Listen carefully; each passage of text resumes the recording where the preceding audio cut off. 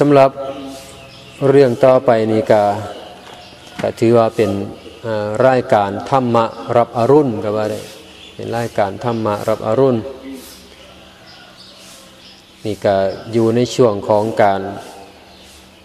เว้าเกี่ยวกับเรื่องขององค์ประกอบของพระธรรมจักรอนุสรณ์ฉลอง 2,600 ปีแห่งการตรัสรู้ของพระพุทธเจ้าและก็การแสดงปฐมเทศนาธรรมจักรปวัตนสูตรของพระพุทธเจ้าตามที่พ่อแม่พี่น้องออกตนญาติโยมได้ทราบก็คือปีนี้เรามีการสร้างอนุสรณ์ฉลอง 2,600 ปีดังที่กล่าวแล้วก็คือมีการสร้างพระธรรมจักรแกะสลักด้วยหินทรายขาวตอนนี้ก็ดำเนินการไปประมาณ 40% ดังนั้นก็ได้กำหนดลวดลายต่างๆองค์ประกอบของธรรมจักรเพื่อให้สอดคล้องกับหลักธรรมคำสั่งสอนในทางพระพุทธศาสนาก็ได้เอาองค์ประกอบเหล่านั้นมาประชาสัมพันธ์มาอธิบายไขเนื้อความสู่พ่อแม่พี่น้องออกตนญาติโยมให้ได้ยินได้ฟังเพื่อจะได้เกิดความเข้าใจ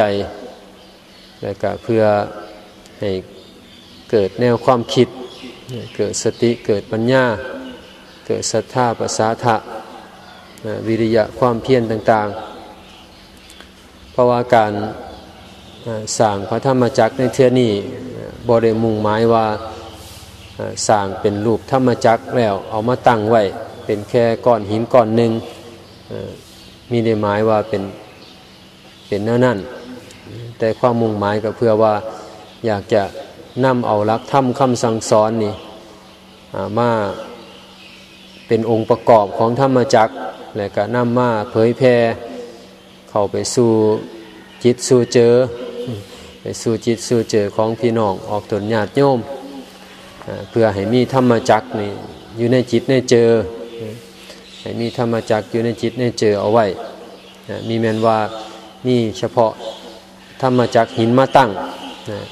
อันนี้บ่แม่นเป้าหมายบ่แม่นวัตถุประสงค์โดยแท้จริงเป็นแต่เพียงปัจจัยเสริมเป็นเพียงปัจจัยเสริมเป็นองค์ประกอบอันหนึ่งซึ่งจะมีความสัมพันธ์เชื่อมโยงกันเมื่อมีการดำเนินการสร้างพระธรรมจักรแกะสลักด้วยหินทรายขาวก็เป็นเหตุเป็นปัจจัยให้มีการนำเอาหลักธรรมคำสั่งสอนในทางพุทธศาสนา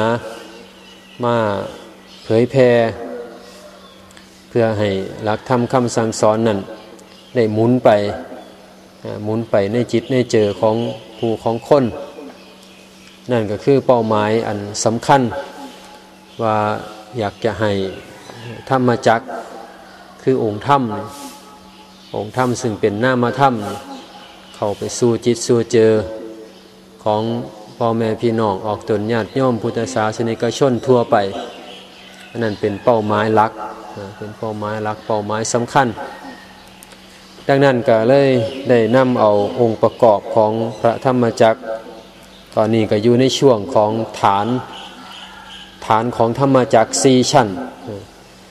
ฐาน4ชั้นนี่ก็ได้ว่าหมายถึงพุทธบริษัททั้ง4ก็คือมีภิกษุภิกษุณีอุบาสกอุบาสิกาเป็นฐานสำคัญของธรรมจักรเป็นฐานสำคัญของพระพุทธศาสนามีหน้าที่อันพึงปฏิบัติช่วงนี้ก็อยู่ในช่วงของฐานที่1ก็คือพระภิกษุแต่ถ้าเว้าโดยรวมแล้วก็หน้าที่อันสำคัญของพุทธบริษัทก็อาศัย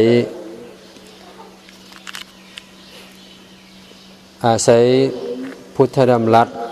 ของพระพุทธเจ้า ที่ตัดเอาไว้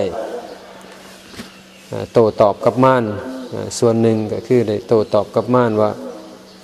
ในมหาปรินิพพานสูตรก่อนที่พระพุทธเจ้าจะเสด็จดับขันธ์ปรินิพพานม่านก็เที่ยวมาอาราธนาเพื่อให้พระพุทธเจ้าปรินิพพานอยู่เรื่อยพระพุทธเจ้าก็ได้บอกว่าก่อนที่จะเสด็จดับขันธ์ปรินิพพานนั้นก็ต้องให้พุทธบริษัททั้งสี่ก็คือภิกษุภิกษุณีอุบาสกอุบาสิกานี่เป็นผู้ได้ศึกษาหลักธรรมคำสั่งสอนให้เข้าจิตเข้าเจอดีซะก่อน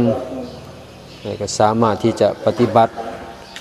ตามหลักธรรมคำสั่งสอนนั้นสามารถที่จะเผยแผ่สามารถที่จะปกป้องพระพุทธศาสนากำลาบผู้ที่กล่าวจวงจ่าพระพุทธศาสนาได้อันนั้นก็เลยมากลายเป็นหน้าที่อันสำคัญของพุทธบริษัททั้งสี่อันนี้เป็นหน้าที่ร่วมกันดังที่ได้กล่าวเอาไว้ว่าหน้าที่เราชาวพุทธ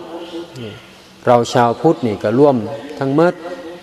ทั้งภิกษุภิกษุณีอุบาสกอุบาสิกาญาติโยมทั้งหลายบ่ว่าสิเป็นชาวพุทธในสัมมโนครัวหรือว่าเป็นชาวพุทธโดยจิตวิญญาณก็ตามก็มีหน้าที่4ประการที่พึงปฏิบัติหน้าที่เราชาวพุทธไม่ยั้งหยุดศึกษาหาความรู้เมื่อเป็นชาวพุทธจะต้องแสวงหาความรู้เป็นผู้ใฝ่รู้ใฝ่ศึกษาพร้อมควบคู่ปฏิบัติดัดกายใจเมื่อศึกษาเข้าจิตเข้าเจอแล้วก็นำไปประพฤติปฏิบัติแล้วนำไปเผยแพร่แก่ปวงชนเมื่อศึกษาปฏิบัติแล้วก็เห็นผลที่มันเกิดขึ้นจากการศึกษาจากการปฏิบัติก็นำออกมาบอกกล่าวหรือว่าทำเป็นแบบอย่างนี่ก็เป็นการเผยแพร่คือกันจังประสงค์ออกบิณฑบาตในช่วงเช้าเดินไปด้วยอาการสำรวมสายตาทอดลงต่ำๆถึงแม้หากว่ามีในเว้ามีในคุยไปเลยก็เป็นการเผยแพร่หลักธรรมคำสั่งสอนว่าโอ้หลักธรรมคำสั่งสอนในทางพุทธศาสนานั้นพระธรรมวินัยนี่สามารถเฮ็ดให้คนธรรมดานี่เป็นพระขึ้นมามีอาการสำรวมขึ้นมาได้แต่ก่อนบ่ทันบวชเต้น3ศอกออก3ว่าโกโลเกกเลกเมื่อบวชเข้ามาแล้วก็งดงามนี่ก็เป็นการเผยแพร่หลักธรรมคำสั่งสอนในทางพุทธศาสนาแล้วก็เป็นเหตุเป็นปัจจัยเหตุให้ญาติโยมทั้งหลายนั้นเกิดความเลื่อมใสศรัทธาขึ้นมาเห็นพระสงฆ์องค์พระเจ้าแล้วก็ยิ้มได้มีความปลอดภัยมีความสุขเจอสบายเจอเนาะสุขเจอสบายเจออันนี้ก็เป็นการเผยแพร่แล้วก็หน้าที่ที่4ก็คือการปกป้องพระพุทธศาสนาสร้างกุศลปกป้องพระพุทธศาสนาที่จะปกป้องพระพุทธศาสนาได้ก็ย้อนว่าเฮาทั้งหลายชาวพุทธทั้งหลายนี่พากันศึกษาปฏิบัติพากันเผยแพร่ทำ3อย่างเบื้องต้นก็เป็นผลให้ข้อที่4นี่เกิดขึ้นได้คือการปกป้องพระพุทธศาสนาอันนี้ก็เป็นหน้าที่ของเฮาชาวพุทธที่นี่เมื่อเว้าถึงฐานของพระธรรมจักร4ชั้นที่1ก็คือพระภิกษุอันนี้ก็มีมาตั้งแต่สมัยพุทธกาลนับระยะเวลาก็สิได้ 2,600 ปีคือกันเพราะว่าพระภิกษุรูปแรกที่เกิดขึ้นในพุทธศาสนาก็เกิดขึ้นในวันสาฬหบูชาเป็นวันปฐมเทศนาธรรมจักรปวัตนสูตรก็คือผู้ที่มีชื่อว่าโกณทัญญะและก็ได้คำนำหนาว่าอัญญาโกณทัญญะ ย้อนว่าเป็นผู้ฮู้ตามพระพุทธเจ้าได้คนแรกแล้วก็อาศัยพุทธอุทานของพระพุทธเจ้าที่เป็นอุทานว่าอัญญาสิวัตโพโกณทัญโญอัญญาสิวัตโพโกณทัญโญอัญญาสิวัตโพโกณทัญโยอัญญาสิวัตโพโกณทัญโยติอัญญาโกณทัญญะรู้แล้วเนาะอัญญาโกณทัญญะฮู้แล้วเนาะนี่ก็เลยได้รับฉายานำหน้าว่าอัญญาโกณทัญญะเป็นผู้ขอบวชรูปแรกการบวชของพระภิกษุในช่วงแรกๆนั่นก็เป็นการบวชแบบเอหิภิกขุอุปสัมปทาเอหินี่ก็คือว่าจงมาหรือว่าให้มาจงมาเป็นภิกษุเอหิภิกขุก็คือให้มาเป็นภิกษุโดยอาศัยคำเว้าที่พระพุทธเจ้าบอกว่าจงมาเป็นภิกษุเถิดเอหินี่ก็คือจงมาเป็นภิกษุเถิดทำอันเล่ากาวดีแล้วท่านจงประพฤติพรหมจรรย์เพื่อทำที่สุดแห่งทุกข์โดยชอบเถิดเพียงแต่ว่าซ้ำนี่ก็ได้เป็นพระภิกษุแล้วได้เป็นภิกษุในพุทธศาสนานี่ก็เลยห้องว่าผู้ที่บวชแรกๆโดยอาศัยคำเว้าของพระพุทธเจ้าซ้ำนี่แหละซ้ำว่าจงเป็นภิกษุมาเถิดทำอันเรากล่าวดีแล้วท่านจงประพฤติพรหมจรรย์เพื่อทำที่สุดแห่งกองทุกข์โดยชอบเถิดเพียงแค่นี้ก็ได้เป็นพระแต่พระก็ไปหาผ้ามาห่มมานุ่งนี่ซ้ำนี่ก็ได้เป็นพระแล้วตั้งแต่สมัยพุทธกาลดังที่ปรากฏอยู่ในวันสำคัญทางพระพุทธศาสนาคือวันมาฆบูชาอันนี้ญาติโยมกับคงสิจื้อจำกันได้ดีว่ามีพระภิกษุจำนวน 1,250 รูปเป็นพระอรหันต์ 1,250 รูปไปประชุมกันโดยบ่ได้นัดหมายดังที่ปรากฏล้วนแล้วแต่เป็นเอหิภิกขุอุปสัมปทาเฮาได้ศึกษาเราเรียนเฮาได้จื้อได้จำในวันมาฆบูชาจำนวนพระ 1,250 รูปนั่นก็คือบวชด้วยอาการจังซี่บวชด้วยอาการจังซี่ก็คือบวชด้วยการเว้าของพระพุทธเจ้าว่าให้มาเป็นภิกษุในสมัยนั้นก็กล่าวกันว่าผู้ที่บ่ได้มาก็มีจำนวน95 รูปแต่ที่มานี่ก็มีจำนวน 1,250 รูปก็คือเป็นบริวารของชดิน3พี่น้อง 1,000 แล้วก็เป็นบริวารของพระโมคคัลลาสารีบุตรอีก250ที่บ่ได้มาก็ตั้ง95 รูปอันนั้นก็ล้วนแล้วจะเป็นเอหิภิกขุอุปสัมปทาในยุคต่อมากับการบวชก็ได้รับการเปลี่ยนแปลงไปเพราะว่าการเผยแผ่พุทธศาสนาก็กว้างไกลออกไปตั้งแต่สมัยทรงพระสงฆ์สาวก60 รูปออกไปเผยแผ่ก็มีผู้มีจิตศรัทธาอยากระบวชพระสงฆ์สาวก60 รูปเหล่านั้นเมื่อมีกุลบุตรอยากจะบวชก็ได้พามาสิไก่ปันใดก็ต้องได้พามาหาพระพุทธเจ้าเมื่อออกเผยแผ่ไก่ออกไปก็มีความลำบากในการที่จะพากุลบุตรมาบวชกับพระพุทธเจ้าก็เลยได้ขออนุญาตพระพุทธเจ้าหรือว่าได้ปรึกษากับพระพุทธเจ้าพระพุทธเจ้าก็ให้บวชแบบถือเอาไตรสรณคมถือเอาไตรสรณคมก็คือให้ถือเอาพระพุทธพระธรรมพระสงฆ์เป็นที่พึ่งพุทธังสรณังคัจฉามิธัมมังสรณังคัจฉามิสังฆังสรณังคัจฉามิเมื่อถือเอาไตรสรณคม นะจังซี่แล้วก็ถือว่าเป็นการบวชเป็นภิกษุบวชเป็นภิกษุนี่ก็เป็นการบวชประเภทที่สองเอ่นว่าติสรณะคามนูปสัมปทาบวชด้วยการถือเอาไตรสรณคมก็มีการบวชแบบติสรณะคามนูปสัมปทานี่มาเรื่อยๆจนมาอีกช่วงหนึ่งก็มีการเปลี่ยนแปลงโดยพระพุทธเจ้าก็ได้มอบให้สงฆ์เป็นใหญ่ในการบวชมานี่ให้มีการสวดกรรมวาจาเอิ้นว่ายติจตุถกรรมยติจตุถกรรมวาจาก็จนมีมาจนถึงปัจจุบันนี้ในปัจจุบันนี้ก็ใช้การบวชแบบที่สามคือยติจตุถกรรมวาจาโดย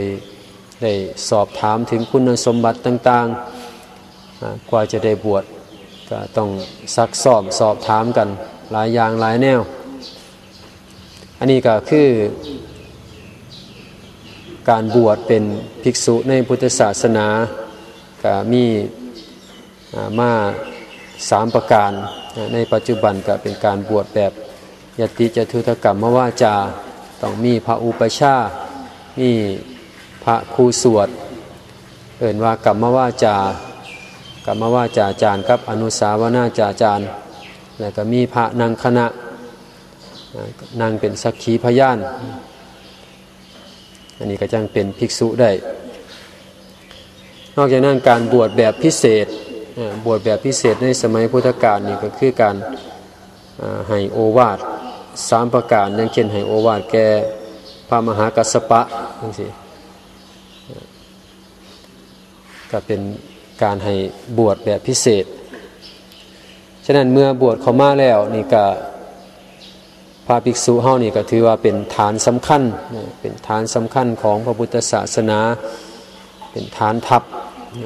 คำว่าฐานทัพก็เป็นฐานทัพสำคัญอีกฐานหนึ่งซึ่งจะเป็นผลเชื่อมโยงไปยังภิกษุณีแล้วก็อุบาสกอุบาสิกา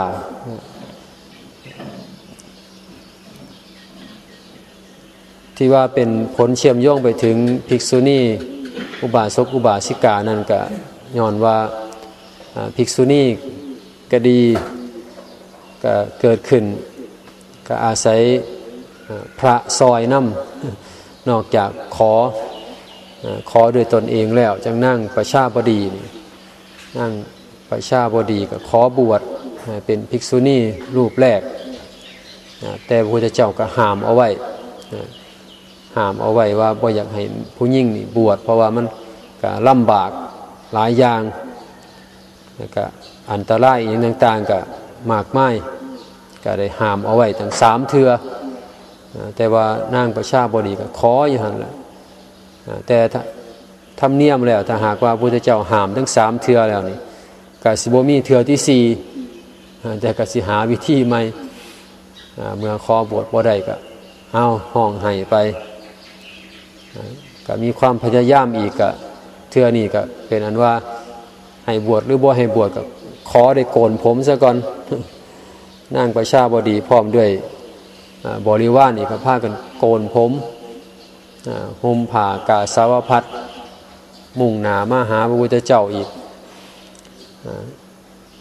แต่ว่าก็หน้าตาก็เต็มไปด้วยน้ำตาเสื้อผ้าหน้าแพร่ก็เศร้ามอง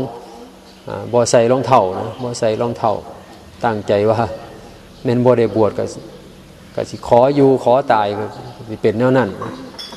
จนพระอานนท์เห็นแล้วก็เกิดความสงสารก็จังได้ไปทูลขอพระพุทธเจ้านี่พระสงฆ์ก็มีส่วนคือกันพระสงฆ์ก็มีส่วนในการที่จะเฮ็ดให้ภิกษุณีเกิดขึ้นเมื่อขอพระพุทธเจ้าก็ห้ามคือกันห้ามตั้ง3เทื่อคือกันห้ามตั้ง3เทื่อแล้วก็มีเปยๆออกมาว่าถ้าหากพระนางประชาบดีสามารถที่จะรับปฏิบัติในคารุธรรม8ประการได้ ก็ให้บวชได้ว่าซั่นคฤธรรม8ประการก็มีว่า1ภิกษุณีนี่ถึงแม้หากว่าบวชแล้วมีพรรษาตั้ง100พรรษาก็ตามก็ต้องเคารพกราบไหว้แก่ภิกษุผู้ที่เพิ่งบวชใหม่ๆพระภิกษุที่บวชใหม่ๆภิกษุณีนี่ถึงแม้หากว่าสิมีพรรษาหน่อยหลายปานก็ตามก็ต้องให้ความเคารพกราบไหว้แก่ภิกษุถึงแม้หากว่าบวชใหม่ๆตลอดชีวิตนะตลอดชีวิตบ่ได้มียกเว้นเจอกันอยู่เซ้อก็ต้องให้ความเคารพอันนี้ก็เฮ็ดได้บ่พระพุทธเจ้าก็คล้ายๆกับว่าเฮ็ดได้อยู่บ่ลดมานะทิฏฐิได้บ่อันที่สองก็คือคันที่จำพรรษาก็ต้องมีพระภิกษุอยู่นำมีพระภิกษุอยู่นำเพื่อจะได้คุ้มครองป้องกันกันอันที่สามก็คือต้องถามเรื่องอุโบสถแล้วก็ต้องรับโอวาทจากภิกษุอันที่สี่นี่เมื่อจำพรรษาแล้วจะต้องปวารณากับสงฆ์2ฝ่ายก็คือฝ่ายของภิกษุณีฝ่ายของพระภิกษุอันที่ห้าเมื่อต้องอาบัติคฤกรรมหรือว่าอาบัติสังฆาทิเศษก็ต้องอยู่ประพฤติมานัดตลอดปัก15มื้อในสงฆ์2ฝ่ายเฮ็ดได้อยู่บ่นักได้นี่คล้ายๆกับว่านักได้เอาอยู่บ่ก่อนจะบวชเป็นภิกษุณีก็ต้องเป็นนั่งสิกขมานาถือศีล6ญาติโยมเคยได้ยินบ่ศีล6แต่ก่อนเคยได้ยินแต่ศีล5เนาะศีล5ศีล8ศีล10ศีล227วันนี้นั่งสิกขมานานี่ถือศีล6ก็คือนับศีล5แล้วก็ข้อที่6ก็คือวิกาลโภชนาเข้าไปเป็นศีล6 2ปีในระยะเวลา2ปีก่อนจะบวชเป็นภิกษุณีนี่ศีล6นี่จะต้องบ่ขาดถ้าขาดข้อใดข้อหนึ่งก็ต้องเริ่มใหม่เฮ็ดได้อยู่บ่ยากลำบากอยู่ได้ศีล6ข้อนี่จะต้องถือปฏิบัติตลอด2ปีแล้วก็บ่ให้ขาดแม้กระทั่งข้อใดข้อหนึ่งถ้าขาดแล้วก็ต้องเริ่มใหม่คฤธรรมข้อที่7ก็คือสีดาสิปริพาทเว้าให้ร้ายป้ายสีต่อพระภิกษุนี่บ่ได้ตลอดชีวิตห้ามด่าพระภิกษุณีสิด่าพระบ่ได้หรือว่าสิเว้ากระแทะเว้ากระทบกระทั่งแก่พระภิกษุนี่บ่ได้ข้อที่8ก็คือห้ามนางภิกษุณีนี่สั่งสอนพระภิกษุแต่ว่าพระภิกษุนี่สั่งสอนแก่นางภิกษุณีได้อันนี้ก็เลยบอกว่าเป็นความสัมพันธ์กันเมื่อมีพระภิกษุขึ้นมาแล้วก็เกิดนางภิกษุณีขึ้นมาส่วนอุบาสกอุบาสิกานั่นก็มีผลเนื่องกันคือกันอุบาสกแรกๆก็เป็นผู้ที่ถือเอารัตนะ2ก็คือพระพุทธกับพระธรรมแต่ว่าที่สมบูรณ์คักๆก็คือถือเอารัตนะทั้ง3คือพระพุทธพระธรรมพระสงฆ์อันนี้ก็เป็นสิ่งที่เกี่ยวเนื่องสัมพันธ์กันฉะนั้นก็เมื่อบวชเข้ามาเป็นพระภิกษุแล้ว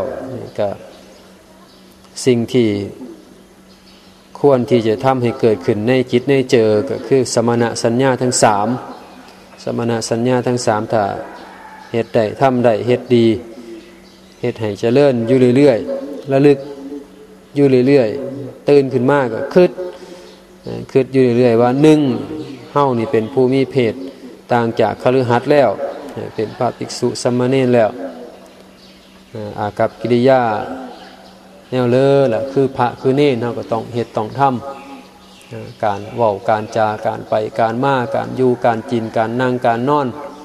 เพลอต่างๆต้องเฮ็ดให้มันคือเฮ็ดให้มันคือพระคือเนร บ่แม่นเฮ็ดคือจังญาติจังโยมเพราะฉะนั้นก็มีความแตกต่างกันแม้กระทั่งสุดที่จะใส่เครื่องแบบที่จะใส่ก็ต้องแตกต่างจากญาติจากโยมสิไปใส่สุดคือญาติคือโยมก็บ่แม่นการเว้าการจาแม้กระทั่งความคิดนะความคิดความอ่านก็ต้องแตกต่างกันไปอันที่สองก็คือจะต้องสำนึกอยู่เสมอว่าเฮานี่ต้องอาศัยผู้อื่นเลี้ยงชีพอาศัยญาติอาศัยโยม